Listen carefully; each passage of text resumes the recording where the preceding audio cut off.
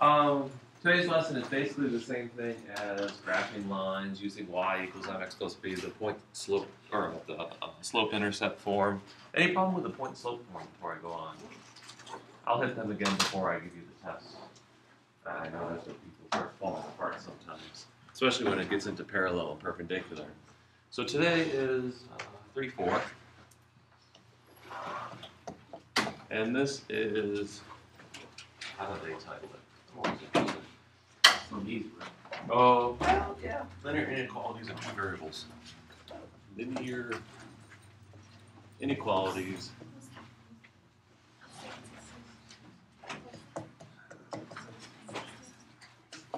in two bars. Who else snuck in late? Oh, my normal one. So, this is still linear equations. We're still going to graph lines. I'm just going to add on one more layer of technique or ways to answer things. Okay. So what I need to discuss is weird things like this. You're used to seeing inequalities that are x is greater than or equal to 5. In this case, I want to talk about just individually what y greater than or equal to 5 looks like. See, the x-axis is horizontal. That's the one you're used to. The y-axis is vertical. It's not the one you're used to. So when we draw this on the y-axis, you have to put a 0 here. Where's 5 going to go? Like I said, you're used to left, right, but what happens when it's up and down? It's got to be up. Up is positive and down is negative. So you'd plot 5 up here someplace. How would you graph the solution to y is greater than or equal to 5? You'd go up from 5, a closed circle. So when we're talking about this y and an x at the same time, we're going to be dealing with y by itself. So the y variable becomes much more important than the x variable for the graphs. So when I say y is greater than 5, you're going to have to be looking above the y-intercept. Above 5, that would be greater than 5. All right. And simply enough, if we do y is less than -2, another vertical axis, put 0 here someplace in the middle. Where's -2? It's down 2. So here's -2. What kind of circle does it get? Open. And it's going to be going down because it's less than -2. So here the arrows aren't really helpful for us because we're used to greater than you graph your graph to the right, less than you graph your graph to the left. With y, you have to be more concerned about up and down. And it's a little orientation change. So far, so good? Okay.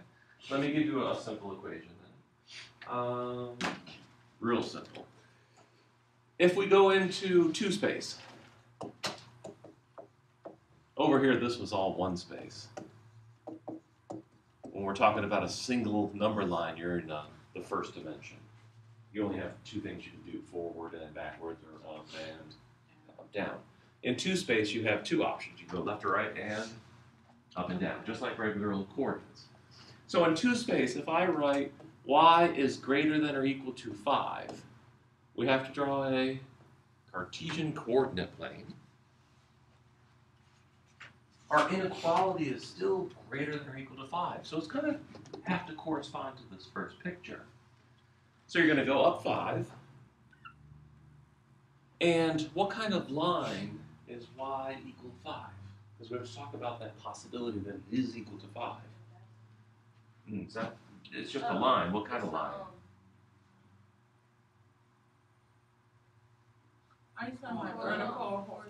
Yeah. The line y equals 5, what's it look like? Horizontal. Where does it go? Right at 3, 5, right? Alicia. So it goes through 5. I'm going to leave the 5 alone so it gaps it. And that would be the line y equals 5. Where would be y? Where would I go if I wanted to be greater than or equal to that line?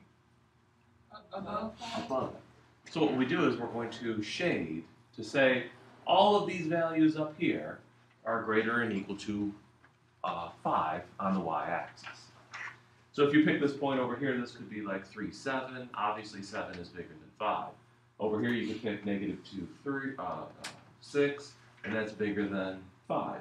If you come down here at negative 3, obviously the negative 3 is less than 5. It's not part of my solution. So this is how we're going to do it in 2 space. And it kind of corresponds to how we did it in 1 space.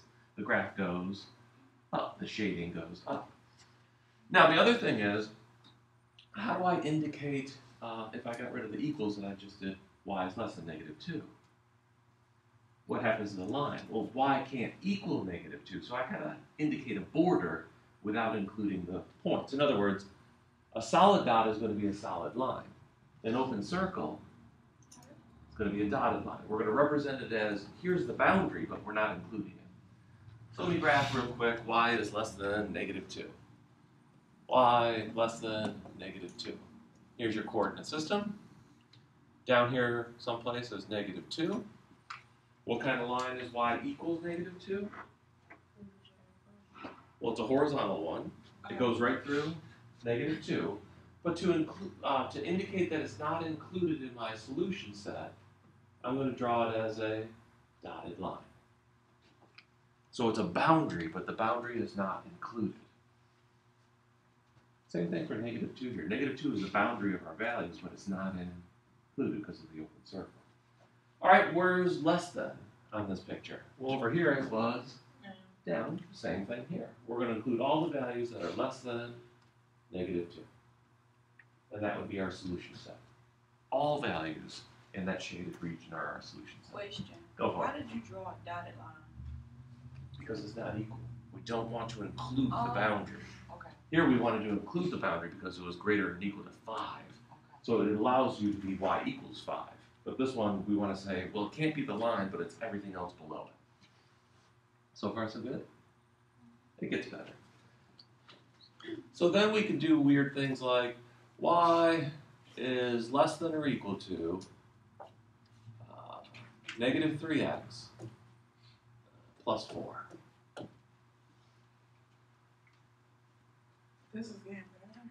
This is getting better, yes, yes. Much more interesting. These horizontal lines are kind of boring. Okay, so if I do y is less than or equal to negative 3x plus 4, what is the slope?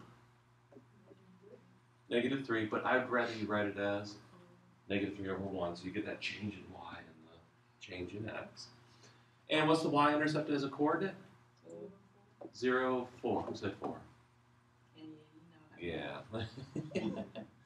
So we're going to graph the line. Now, when you're graphing this, if you make a mistake, now on the computer you have a choice between a solid line and a dotted line. So let's say you're drawing it with your pencil. If you make a mistake, just turn it around and just erase a little bit, every once in a while, which is easy enough. You just pass your finger through here. All right, we need some markings on this one. 1, 2, 3, 4, 5. 1, 2, 3, 4, 5. 1, 2, 3, 4, 5. Where do I go first? 0, 4, which is here? Where? On the y. Oh, on the y-axis over here. So you plot a point on the y-axis, 0, 4. And the slope says negative 3 over 1. So the change in y, which is up and down, by the way, is down 3. So from this point, you go down 3, then where? Right 1. Plot another point. From here, you go down 3. Don't forget to count the x-axis. So 1, 2, 3, and then right 1. Now, when I draw this line, it's usually best to pre-decide if it's going to be solid or dotted. Is it solid or dotted? It's solid. The only reason it's solid is because of that. So we're going to draw a solid line. And I don't know how the book does it, but this is how I do it. As long as the line does not go through the origin, pick the origin, which is 0, 0. It makes life a little bit easier. Take that 0, 0 and plug it into your original equation. So plug in 0 here, plug in 0 there. if you do that, you're going to get 0 is less than or equal to 4, right? If we plug in 0, you're going to get 0 is less than or equal to 4. Is that a true statement? Yeah. So what you do is you go to your y-intercept and point an arrow towards the origin. That is the side of the line you're going to shade. That way you're not guessing at anything. You're guaranteeing that that's the side of the line you want to shade. So you're going to shade here, this side of the line. A lot of people get confused which side of the line they have to shade, and I think this is the easiest way to do it. Pick the point 0, 0, test it out. If it's true, shade that side. If it's false, shade the other side. And there you are. That's the solution set of y is less than or equal to negative 3x plus 4. Not bad, right? Kind of easy. So let's talk about the other possibility.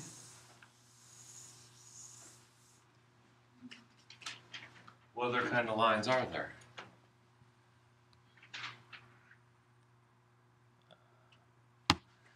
There's lines that have positive slope. There's lines that have negative slope. There's lines that have 0 slope, like this horizontal one.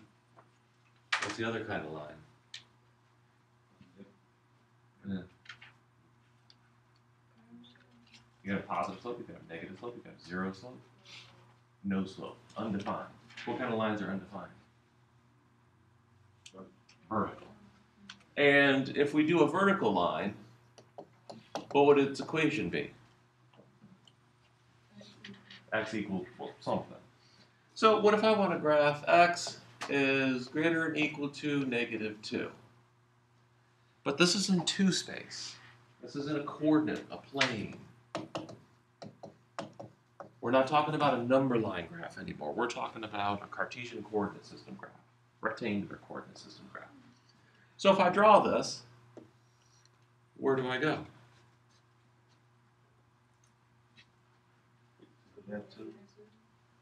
To the left 2.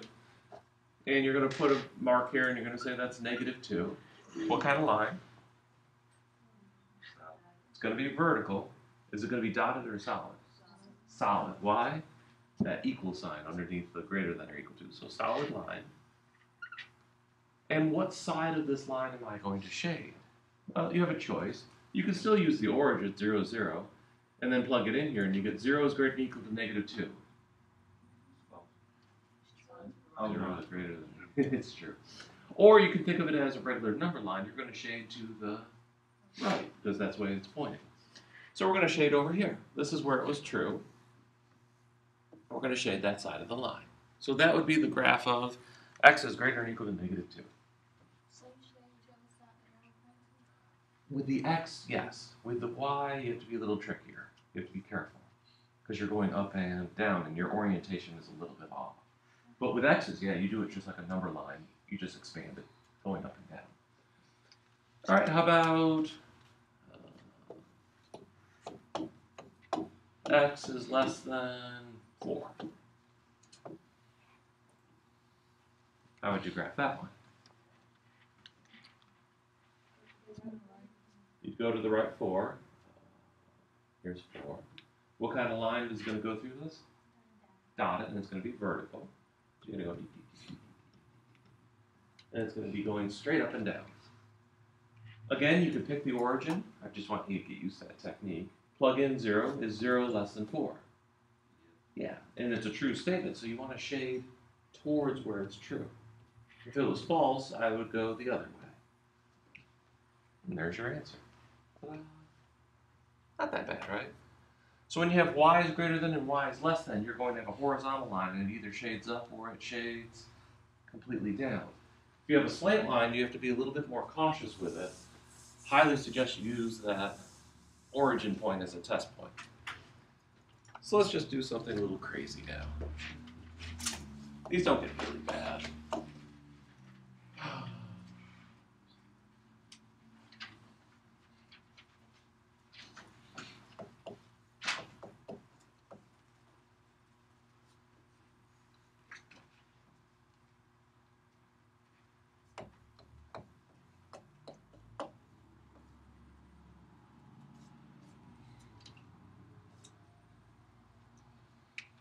Why not?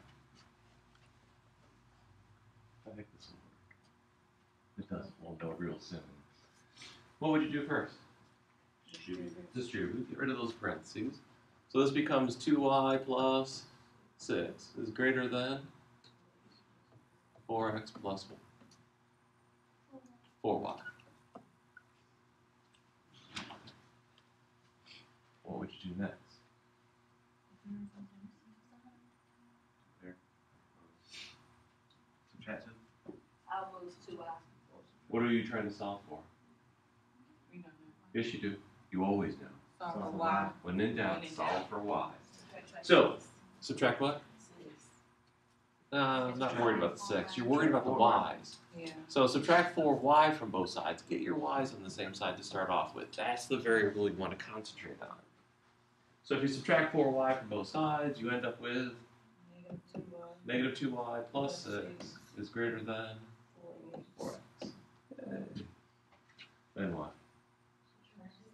Subtract 6. So it'll give you -2y is greater than 4x minus 6. Divide everybody by a -2. You better change a lot of things. Biggest mistake I've seen so far, You gotta flip the sign. you've got to flip that inequality. Yeah. So this becomes positive y is less than -2x plus 3. And that becomes what you're trying to plot, graph, find a solution set. All right, slope, -2, oh, -2 over 1. And the y-intercept? 0, positive 3. Dark. I guess it doesn't matter. Plot it. 1, 2, 3, 4, 5.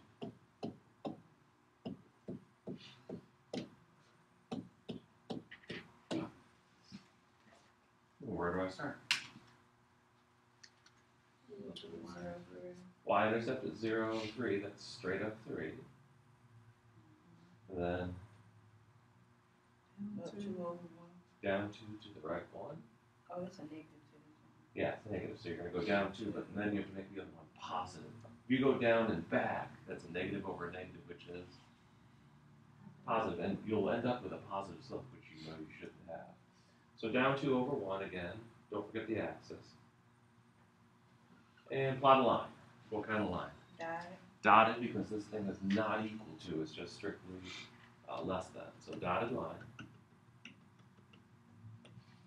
And you get this.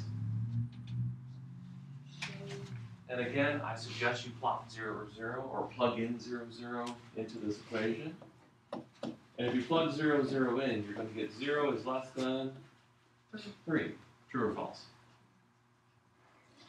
Let's think about that for a second. That's true. So which side are we going to shade? Towards the origin. Only because it's true. If it was false, I'd go above, away from the origin. Then I would shade the other side. I'm going to try to come up with one that actually does that. And that would be the solution set. All those points would keep that inequality true. On the other side of the dotted line, all those points would make the inequality false. That's all we're looking for.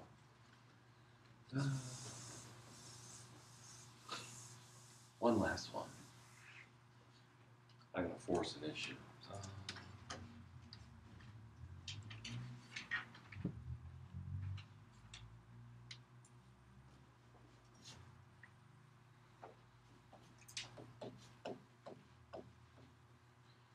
Let's do this one. Let's make it equals, just for the fun of it. Y is less than or equal to -2x minus 3. Slope? -2 over 1. Y-intercept? 0, -3. Plot your graph.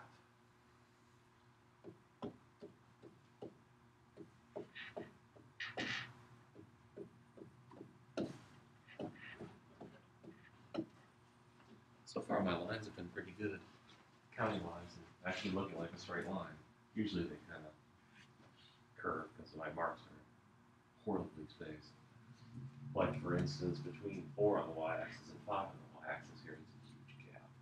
So it could distort my picture just a bit. Alright, where do I plot? 0, -3. Which is here? Go down. Up, down, 3. I'm going to be the devil's advocate for a while. From here, where do I go? Down 2? Right 1? That sounds good. I'm off my graph. Where else could I go? Up 2 and left 1. So you come over here. Go backwards completely when you go backwards. Both numbers have to change. All right, what kind of line? Straight.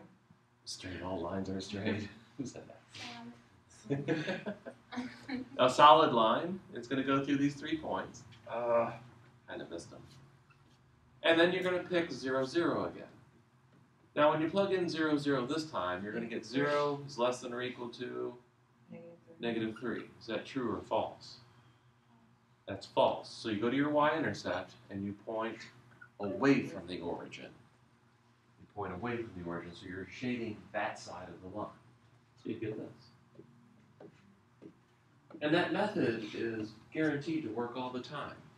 A lot of people, when they see these lines, especially when they get really, really close to vertical, like a slope of 7, you count up 7 over 1, and you're looking at a vertical line, a lot of people choose greater than to be to the right, because that's what they're used to. Here you have to be very cautious because lines are not vertical, they're kind of slanted just a little bit. And there is no left and right, there is only an up and down with these graphs, so you've got to be a little cautious. All right, that's inequalities. That leaves me plenty of time to do the next section. This is just an expansion of graphing lines by itself. It's erasing it. But it's a good review on how to graph a line.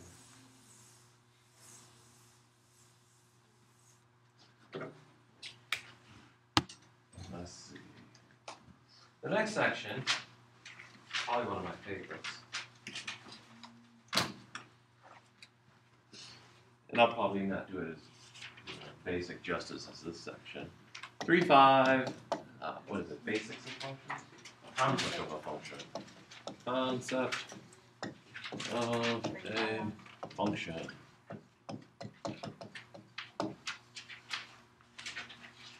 I gotta be careful. Good, they do it my way. Yeah, let's just do it. We're going to start off with a definition.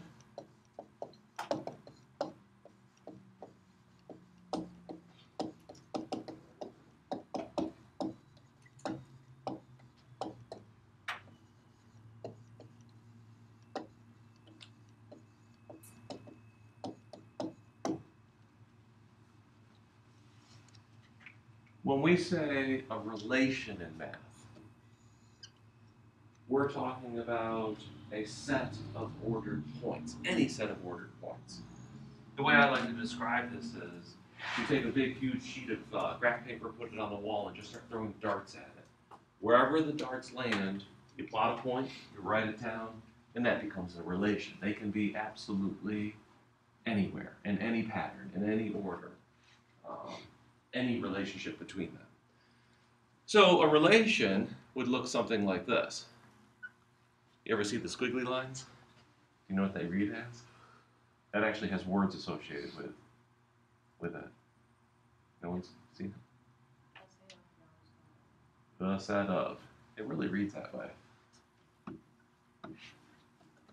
Remember, mathematicians are lazy. So they use a lot of symbols to represent a ton of words, even complete phrases. So I'm going to have the set of points, and let's say it's just -2, 3, 4, -7, 0, 0, -2, 5, and 7, -7.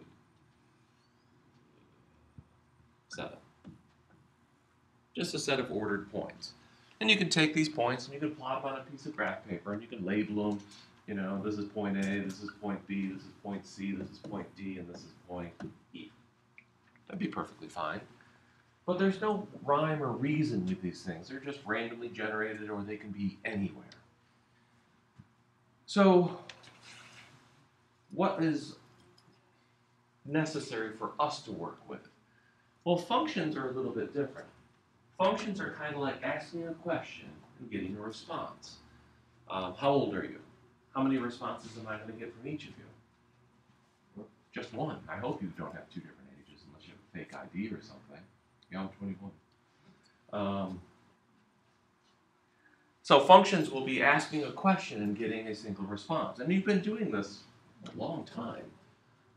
Well, at least in this class. If I have this equation, how would you graph it without using slope-intercept? You'd set up a table, so you'd plot the table. And this would be x, and this would be y, and this would be 2 times, well, x minus 3. And say you picked -2. Well, what happens is this equation takes this -2 and it pretty much asks a question of it. If I take -2 and I plug it in here, what do I get? One answer. So you plug your -2 in, you get -4 minus 3, which is -7. So we get this coordinate where -2 was operated on and it generated this -7. So -2 got operated on to give us -7. That's the essence of what a coordinate is in the terms of functions.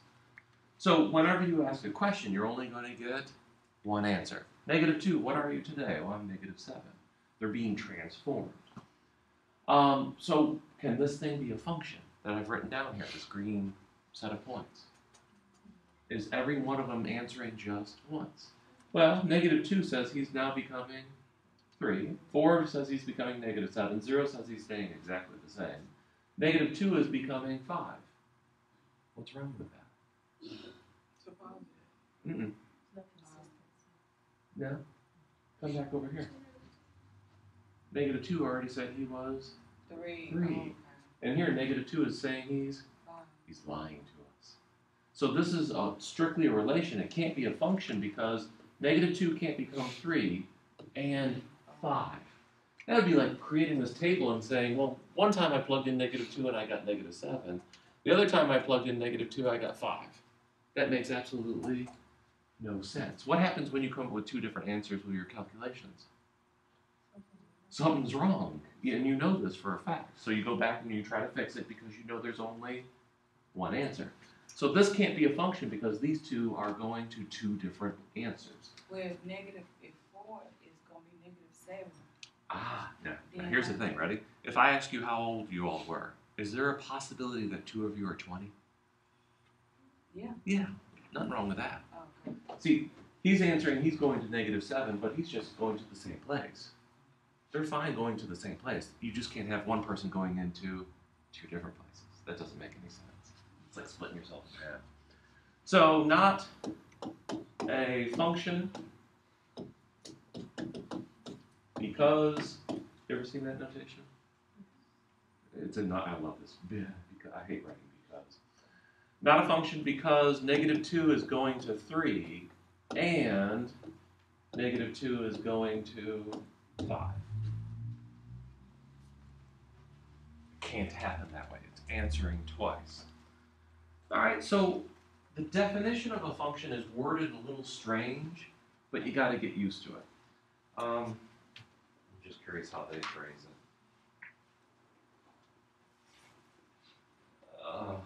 I hate the way they phrase it already. I guess I can phrase it that way. A function, definition, a function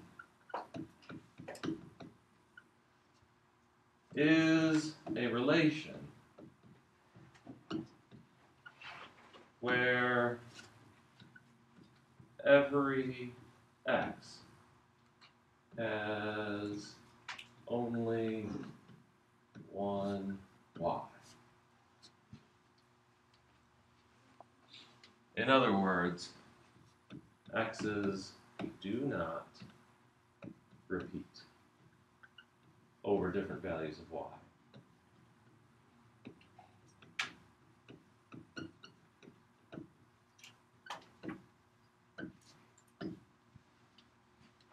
X's do not repeat over different values of y. So this is what a function is.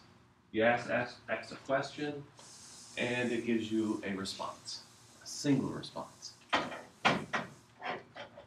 Now I can ask a silly question. Is this a function?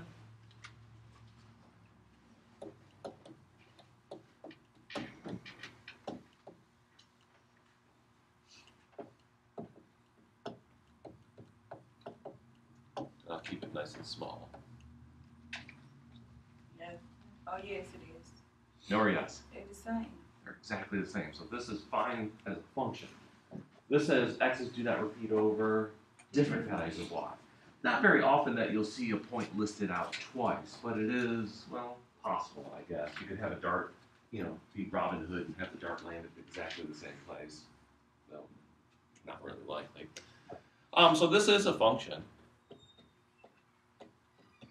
So the only one you have to worry about is if you had -2, 3 and -2, 5, then that would definitely not be a function. So that's all there is. It's a really easy concept. Oh, they talk about that. Let's talk about it graphically.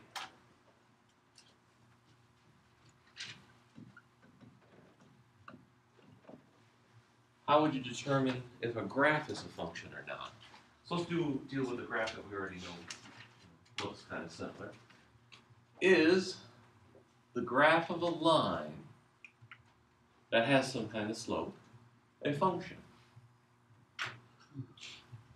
Is the graph of a line a function? Right? They have to be a function. What coordinates can't repeat. Coordinates can't repeat, right.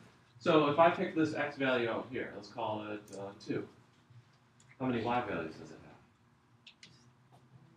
Go straight up. How many points do you hit? Just one. Say it's 4.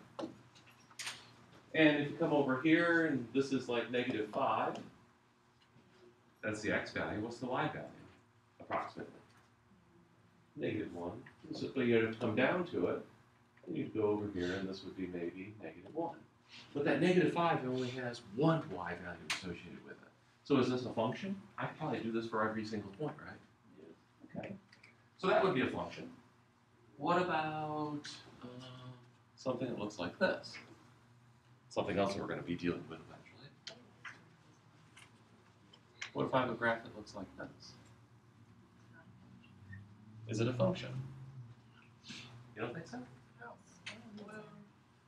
Pick a number. Here's 2 again. Go up to the graph. How many y values does it have? Just one. We'll say it's 6. If I pick a value someplace over here, way over here to the right, let's say 5. Does it have a value? Yeah, I'd just come down here. I would eventually hit a point, and then I'd move over here, and maybe this would be -3. So 5 only has one value. Think about it. If I pick any x value, I'm either going up or I'm going down, and I only hit the graph one time. And that's the trick. If you go up and down and you only hit the graph once, it's a function. So what does a graph look like that's not a function? A circle would be a good one. Circles are not functions. Circles are relations. So if we have a graph of a circle, or an ellipse, or anything like that, I can probably draw it. Yeah, there's a circle. That's not a function. Because if you pick -3 over here, you get a point up here, and you also get a point down there. In other words, that -3 is 1x, and it's related to 2 separate y's, one high and one low. So this one here is definitely not a function.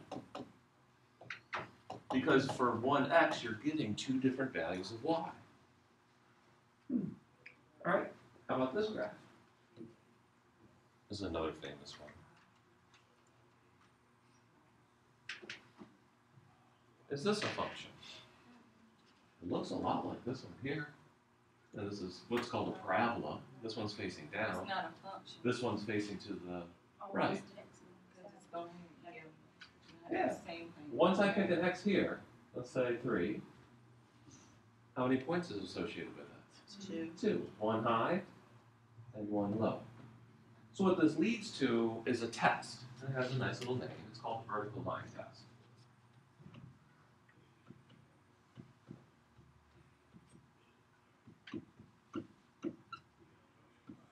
If a vert line hits graph more than once, it is not a function. It is not a function. Let's use this one. So, if I pass a vertical line through a line anywhere, it only hits the graph at one location, here and here. That's perfectly fine.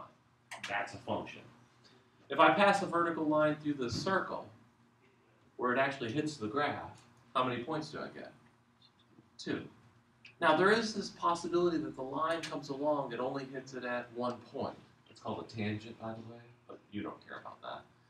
But that doesn't mean it's a function, because as I move that line left to right, it stops hitting 1 and starts hitting 2. It only has to hit 2 at one place, and then it becomes not a function. This one here, if I pass vertical lines through it, it's only going to hit it once everywhere. No matter where I put it, it's only going to hit the graph once everywhere. So this one is a function. And then, of course, this one over here, if I pass it through 3, obviously I'm going to hit the graph at 2 locations, and therefore it is not a function. Sounds easy, right? It's amazing how many people don't know how to do these. Probably because it is easy. You don't study it, you don't pay attention to it, you just kind of answer it and not really think about it. So think about it when you're doing these. Because I don't like asking questions like that. I like asking questions that are weird. Yes, you noticed. Well, I'm looking for, do you really understand the topic, or are you just memorizing it? I'd rather you understand it. So here's an understanding question. Here's a graph.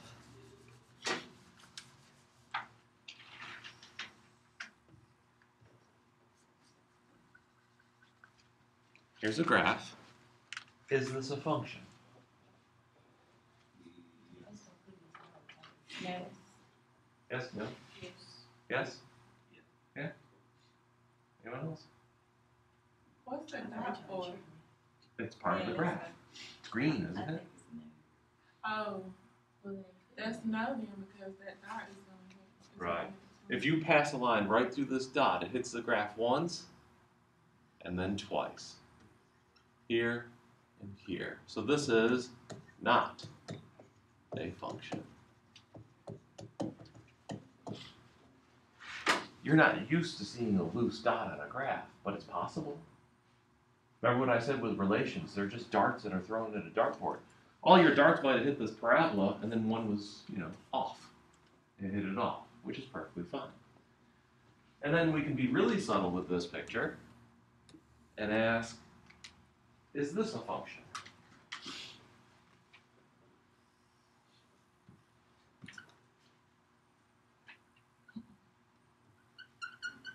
The assumption is the open circle and the closed circle are right above each other. Is this a function? Yes.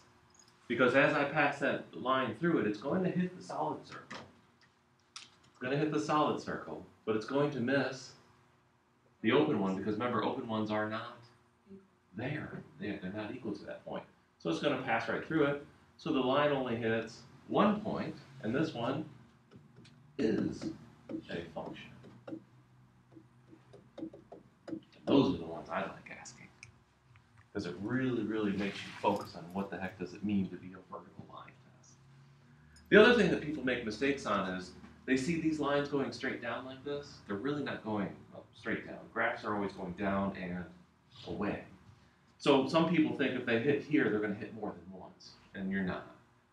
Because because it's moving down and it's moving to the right. This side, this arrow over here, this actually means down and to the left. There's an indication for just straight down, but I'm not going to teach you to. That's for college algebra. All right. Now the other thing I need to talk about, not that marker, erase that one, is what's called function notation.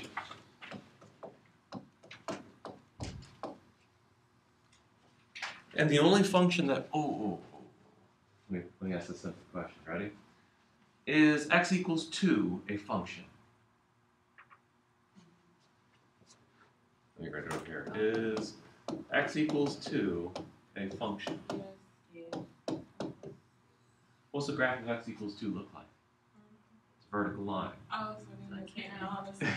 It would be all the points. So this is no, because it is a vertical line, and it would definitely fail the vertical line test, because you would pass it through infinite number of points. So be careful of that question. Not all lines are functions. Only lines that have slope. Only lines that have slope are functions. All right, positive slope, negative slope, or zero slope. So function notation. If I give you this,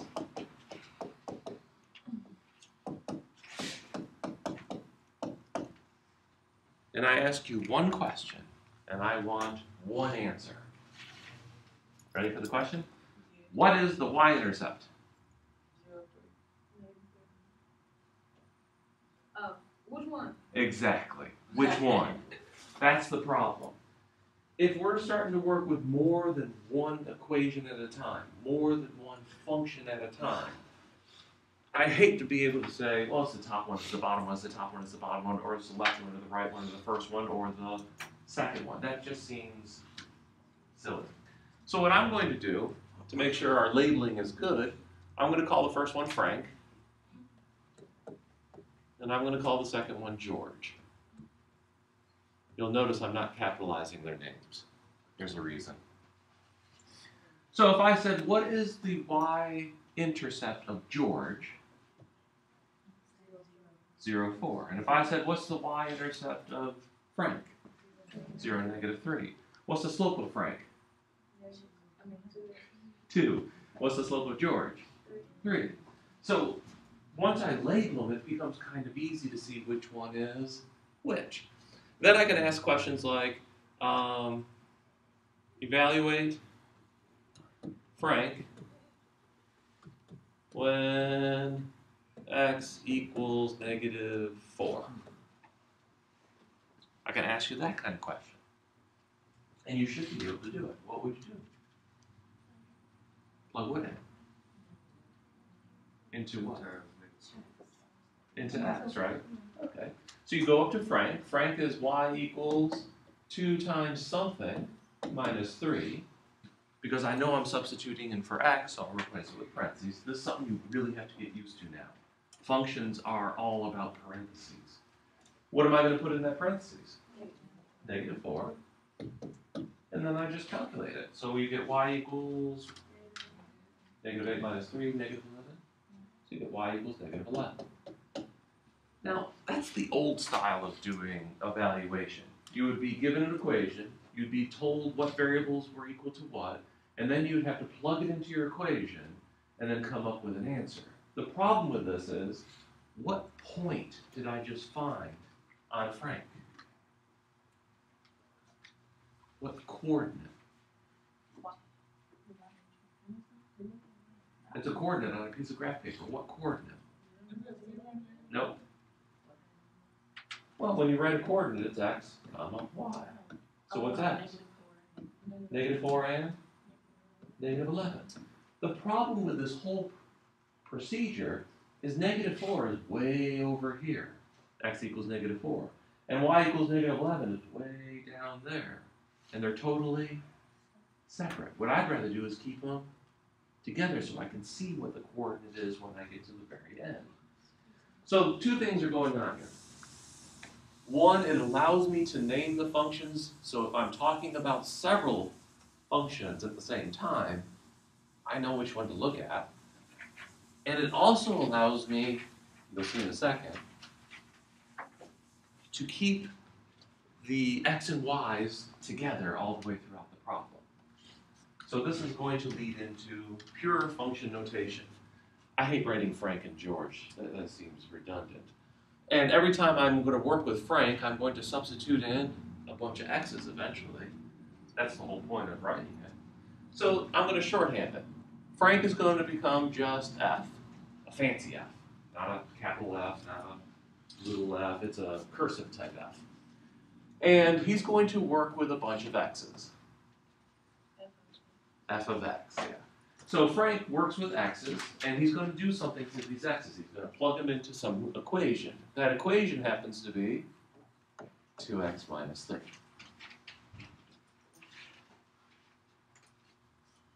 A lot of textbooks talk about how this is a machine. I never understood that description. I think of it as, you're going to pick some number here. This tells you what function to work with. This tells you what x is going to equal to, and you plug it into what Frank is talking about. What's Frank talking about? Well, he's going to take your number, multiply it by 2, and subtract 3, and give you another answer. It's going to change it. It's going to manipulate it. All right, and then George there, well, George would be a cursive type G. He works with a bunch of x's, and he is equal to 4 plus 3x. And now you're thinking, well, what's the point of all this? Huh? Well, yeah, Frank is 2x minus 3. George is 4 plus 3x. That's what they're talking about. So what got removed? The y. So where's the y now? The f of x and the g of x. So, might want to do a little side note. We're taking f of x, and it is replacing y. And g of x is also replacing y.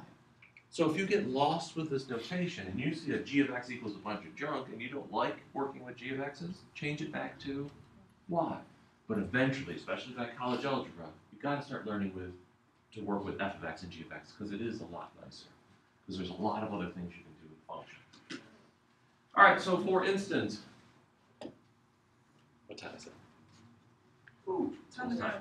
For instance, if I have g of x is equal to my 4 plus 3x, and I want to evaluate when x is equal to negative 2. When x is equal to negative 2, all you have to do is plug in negative 2 here. Just by writing that, it is actually asking a very long question. Evaluate George when x is equal to negative 2. So what do? Well, you use George. George is this 4 plus 3x, and you go 4 plus 3 times something. What goes in the something? Negative 2. What's cool is it doesn't have to be a number. It doesn't have to be negative 2. It could be another function. It could be negative 2 plus a. It could be anything weird like that. But for us, we'll just use numbers. And then down here you go, g of negative 2 is equal to 4... Oh, darn it. Can I choose negative 3 instead? It's easy to change. Watch, ready? 3. 3. And the only reason I want to do that is I want to end up with an answer that's different than x. All right, so if it's 4 minus 9, right? What's 4 minus 9? Negative 5. There we go. The cool part about this is x is equal to? Okay, when you change Oh. to 3. There we go. So x is equal to? Negative 3. It's right here. Just drops right down. Don't have to go looking for it. It's right there. What's y equal to? Negative 5. It's right there. So it keeps the coordinate together throughout the entire work instead of having the answer in 2 separate locations. X up high and y down low, which kind of makes no sense. This keeps you your x's and y's throughout the entire problem.